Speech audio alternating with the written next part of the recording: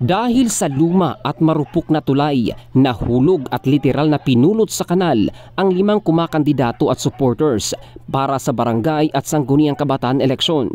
Ang insidente naganap noong Linggo, Oktubre 22 habang nangangampanya ang team at pinasok ang makitid na tulay sa bahagi ng Dumalag, Barangay Matina Playa sa Davao City.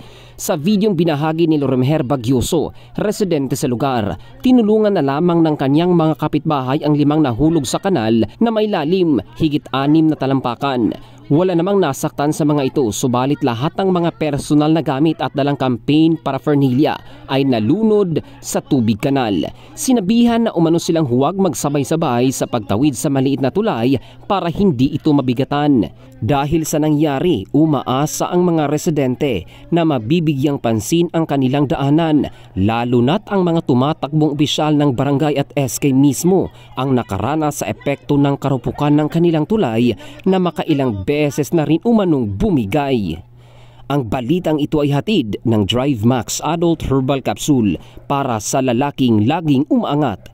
Ito si Jofel Candado in the heart of changing lives ng Brigada News Philippines, the Music and News Authority.